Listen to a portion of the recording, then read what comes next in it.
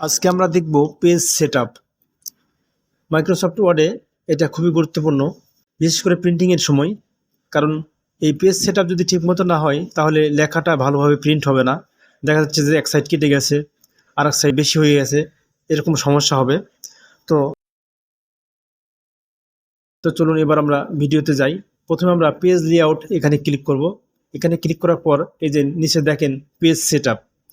Page সেটআপের আন্ডারে কতগুলো function আছে সেগুলো আমরা দেখব। তো প্রথমে মার্জিনস, এখানে ডিফল্টভাবে কয়েকটা মার্জিন দেওয়া আছে, জাস্ট ওখানে ক্লিক করলে মার্জিনটা ওরকম হবে। মার্জিনটা হচ্ছে লেখার চারপাশে যে ফাঁকা জায়গাটা থাকে সেটা হচ্ছে মার্জিন, পৃষ্ঠার চারিদিকে। মার্জিন বাড়ালে ওই ফাঁকা জায়গাটা বাড়বে, আর কমালে ফাঁকা জায়গাটা কমবে। এবার হচ্ছে কাস্টম মার্জিন, এখানে আপনি পেজের দৈর্ঘ্য প্রস্থ সেট করে দিতে পারবেন। যদি এই যে দেখেন টপ, এখানে ক্লিক করলাম, উপর দিকে ফাঁকা জায়গাটা বাড়তেছে। যদি কমানো হয় তাহলে কমবে। এবার লেফট মানে বাম পাশের মার্জিন, যদি এটা দিয়ে দেখেন, এই প্রিভিউতে দেখেন বাম পাশের জায়গাটা ফাঁকা জায়গাটা বড় হচ্ছে, কমালে এই ফাঁকা জায়গাটা কমতেছে, অর্থাৎ বাম পাশের মার্জিন কমতেছে এবং বাড়তেছে। মার্জিনটা চার ধরনের হয়, মানে উপরে, নিচে, বাম পাশে, ডান পাশে। তো এটা দেখেন গাটার পজিশন। গাটার পজিশন হচ্ছে দুইটা পৃষ্ঠা একসাথে লেগে থাকলে যে জায়গাটা তৈরি হয় সেটা হচ্ছে গাটার। তো আমি টপ দিলে উপরের দিকে হবে, যদি লেফট দেন তাহলে নিচের দিকে, মানে বাম সাইডে হবে। তো এবার এখানে আমি টপ দিয়েছি কিন্তু গাটারটা বোঝা যাচ্ছে না, কারণ হচ্ছে এটা জিরো করা আছে। এই জন্য আমি এই গাটারটা বাড়িয়ে দিব। এই যে দেখেন আমি গাটার বাড়াচ্ছি, দেখেন আপনি প্রিভিউতে দেখতে পাবেন। এই যে দেখেন গাটার লেফট দেওয়া আছে, বাম পাশে কালো একটা জায়গা আসছে, কালো এরিয়াটাই হচ্ছে গাটার। অর্থাৎ কোনো একটা বই সেলাই করার পর সেলাইয়ের নিচের যে অংশটা থাকে সেটা হচ্ছে গাটার। সেরকম জায়গাটা বাদ যাবে আপনার মার্জিন থেকে, তারপর মার্জিন হবে আর কি। গাটার বাড়ালে আপনার এই গাটার সহ মার্জিনটা হবে আর কি, যে কারণে ফাঁকা জায়গাটা অনেক বেশি হবে।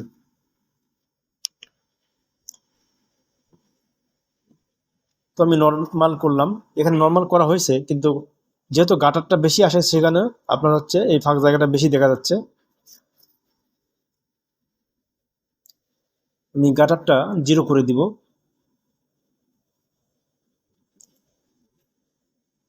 এবার জিরো করলাম, দেখেন লেখাটা আপনার ঠিকভাবে চলে আসছে পৃষ্ঠাতে।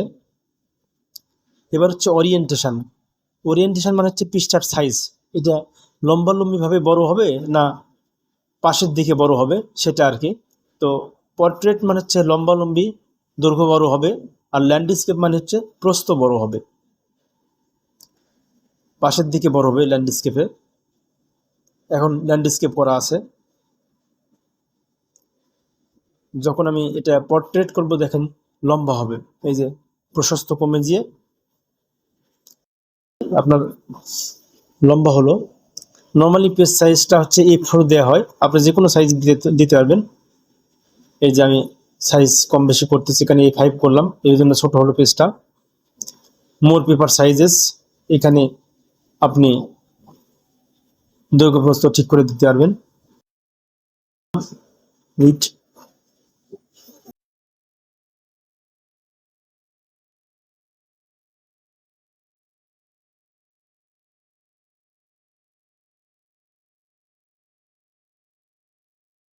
এবার আমরা দেখব হচ্ছে কলাম।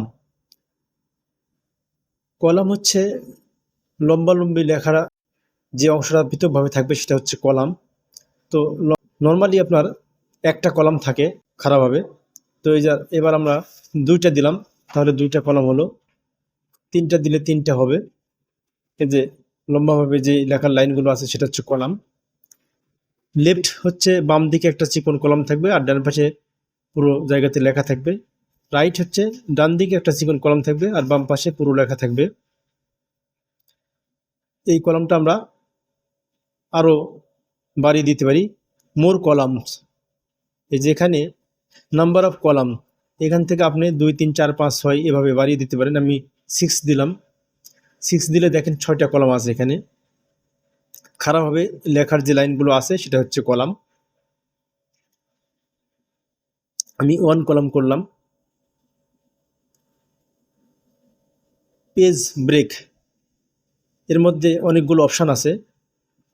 পেজ ব্রেক আর হচ্ছে সেকশন ব্রেকস, দুই ধরনের ব্রেক হয়।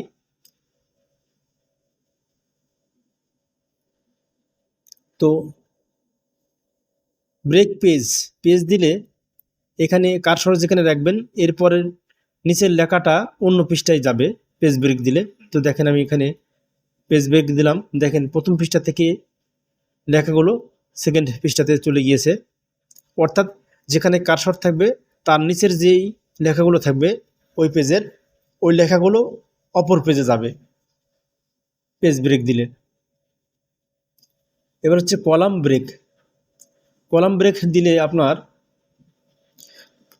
প্রথম কলামে যদি আপনি কার্সর রেখে কলাম ব্রেক দেন তাহলে এটা দ্বিতীয় কলামে চলে যাবে।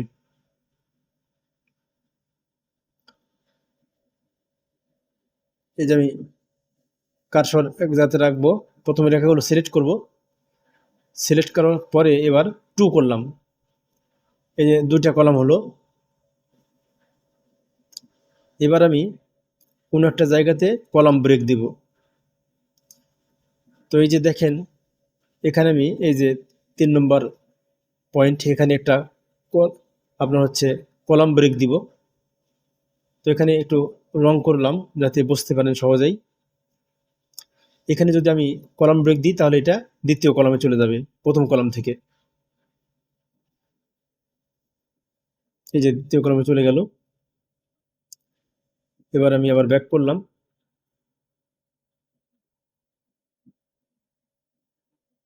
এবার হচ্ছে টেক্সট র্যাপিং। টেক্সট র্যাপিং মানে হচ্ছে যেখানে আপনার কারশট থাকবে সেখানে টেক্সট র্যাপিং করলে এই লেখাটা পরের লাইনে যাবে, অর্থাৎ দ্বিতীয় প্যারাগ্রাফ হবে, ওই প্যারাগ্রাফে আর থাকবে না, এই যে নিচের লাইনে চলে আসবে। এটা হচ্ছে টেক্সট র্যাপিং, অর্থাৎ যেখানে আপনি কারশট দিবেন তারপরে লেখাটা নিচে চলে আসবে। এই যেখানে দিলাম লেখাটা নিচে চলে আসলো, ওই লাইন বাদ দিয়ে নতুনভাবে লাইন শুরু হলো।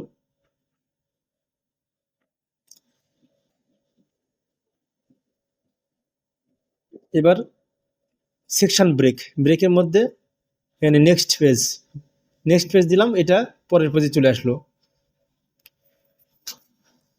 নেক্সট পেজ, পরের পেজের সেকশনটা চলে আসলো। এই যে দেখেন প্রথমে 1 নম্বর পেজে ছিল, এটা 2 নম্বর পেজে গেল, তারপরে আবার দিলাম, এটা 3 নম্বর পেজে আসলো। তো আমি পেজ নাম্বারটা দিব যাতে আপনাদের বোঝার সুবিধা হয়, সুবিধার কারণে। তো আগে এখানে আমি পেজ নাম্বার দিলাম, ইনসার্ট থেকে পেজ নাম্বারটা দিলাম, দেওয়ার পরে এই এটা কেটে দিলাম।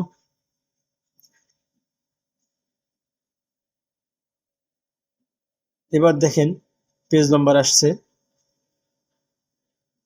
এখন আমি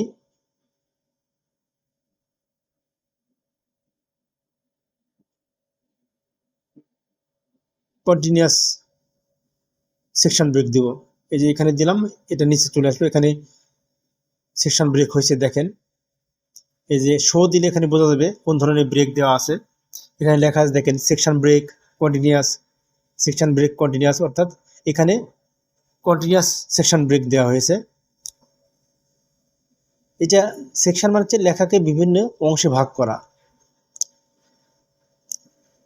ব্রেক দিলে সেখানে একটা গ্যাপ পড়বে। এবার হচ্ছে ইভেন পেজ, এই ব্রেকটা ইভেন পেজে হবে। এখন আমি পেজ নাম্বার দিয়েছি, এখন এবার ইভেন পেজ মানে হচ্ছে জোড় পেজ, জোড় সংখ্যক নম্বর যেগুলো সেগুলো হচ্ছে ইভেন, আর অড মানে হচ্ছে বেজোড়। তো দেখেন এখানে আমি দিলাম যে কোনো একটা জায়গাতে কার্সর রাখবো, রাখার পরে এই যে এখানে কার্সর লিখলাম, রাখার পরে আমি ব্রেক দিব। এবার দিলাম হচ্ছে ইভেন, মানে এটা জোর পৃষ্ঠায় চলে গেল, 2 নম্বর পৃষ্ঠায় গেল। এই যে দেখেন 1 নম্বর পৃষ্ঠা, এরপরে 2 নম্বর পৃষ্ঠা। এরপর আমি আবার যদি এখানে দিই ইভেন, ওর দিলে আপনার বেজোর পৃষ্ঠায় যাবে। তো এটা জোর পৃষ্ঠায় আছে, আমি অড দিব, অড দিলে দেখেন বেজোরে চলে যাবে। 2 নম্বর পৃষ্ঠায় ছিল, এটা 3 নম্বর পৃষ্ঠায় চলে গেল। এভাবে অড আর হচ্ছে ইভেন, ইভেন মানে হচ্ছে জোর আর অড হচ্ছে বেজোর। এই যে এবার অডে ছিল তারপরে ইভেন করলাম, 4 নম্বর পৃষ্ঠায় চলে আসলো। এভাবে আপনি ওয়ার্ড এবং ইভেন সেকশন ব্রেক দিতে পারবেন।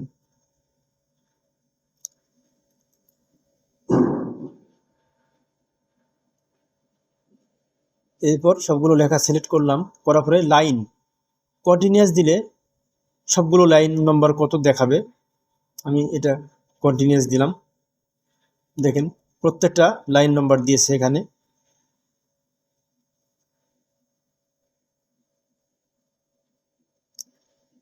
আবারও সিলেক্ট করলাম, করার পরে এই যে নান করব, নান করলে কোনো লাইন নম্বর থাকবে না। দেখেন কোনো লাইন নম্বর এখানে নাই।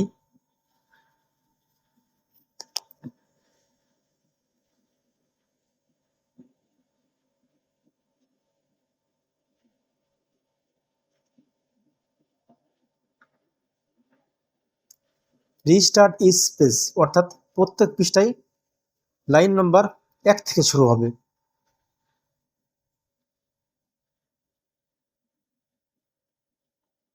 এই যে দেখেন 1 পৃষ্ঠায় গেল, এরপরে আবার 1 থেকে শুরু হয়েছে।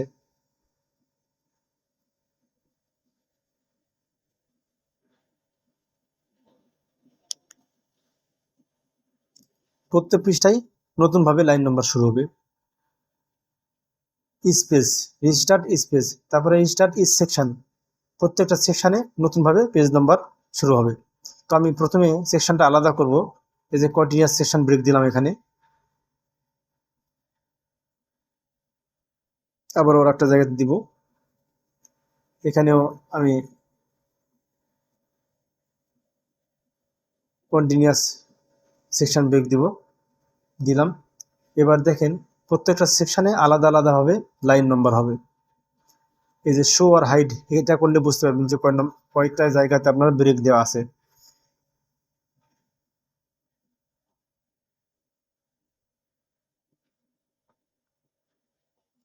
এখানে ক্লিক করলে আবার এই ব্রেকটা চলে যাবে, মানে লেখাটা চলে যাবে কিন্তু ব্রেক থাকবে।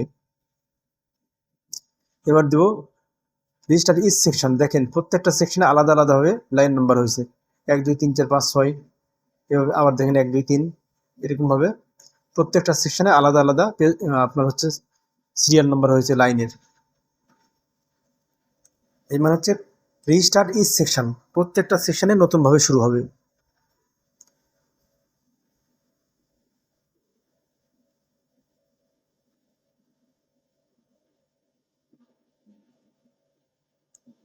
এবার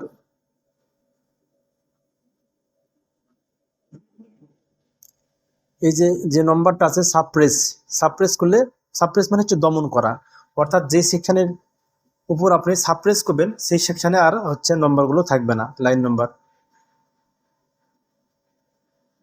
এবার হচ্ছে আপনার পেজ সেটআপের আরও কিছু ফাংশন আছে। এই যে এখানে সেকশন স্টার্ট, কোথা থেকে কি সেকশন শুরু হবে, এখানে দেওয়া আছে কন্টিনিউয়াস দিলাম।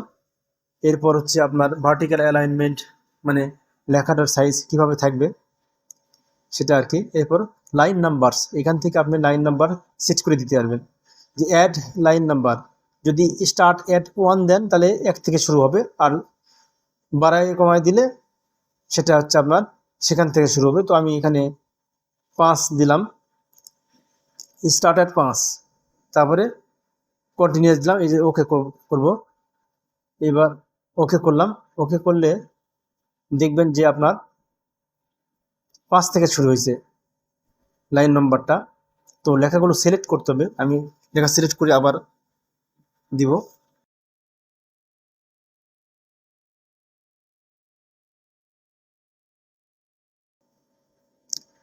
এখানে 6 থেকে শুরু শুরু হওয়ার অর্থ হচ্ছে উপরে আর একটা লাইন ছিল আর কি।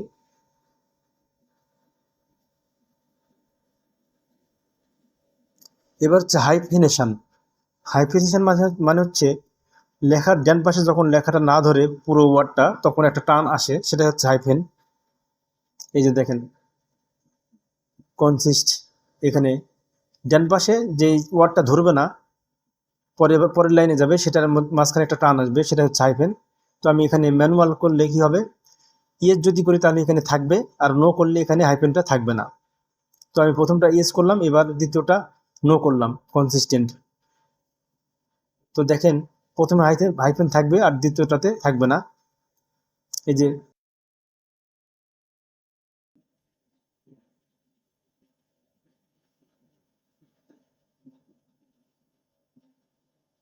প্রথমটা ইয়েস এবং পরেরটা নো, এই জন্য প্রথমটাতে আছে দ্বিতীয়টাতে নাই।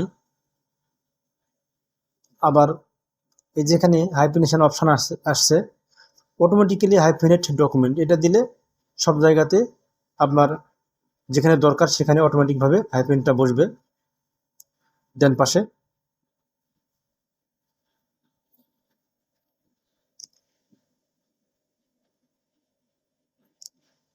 আর যদি এখানে হাইফেনেট ওয়ার্ড ইন ক্যাপস এটা দেন, তাহলে প্রথমে হাইফেনের জায়গাতে যদি ক্যাপিটাল ক্যাপিটাল লেটারের অক্ষর মানে ওয়ার্ড থাকে তাহলে সেটা শুধুমাত্র হাইফেন হবে, আর বাকিগুলো হবে না।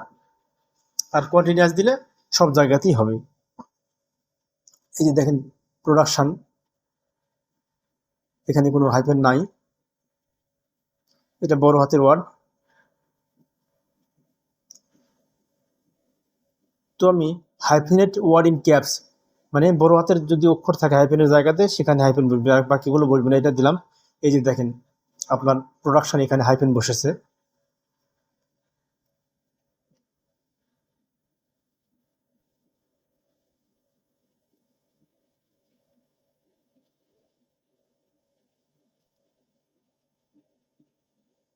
আবার যদি আমি এটা তুলে দিই হাইফেনেট ওয়ার্ড ইন ক্যাপস কন্টিনিউয়াস করি, তাহলে এই প্রোডাকশনের আপনার হচ্ছে এবার হাইফেনটা নাই,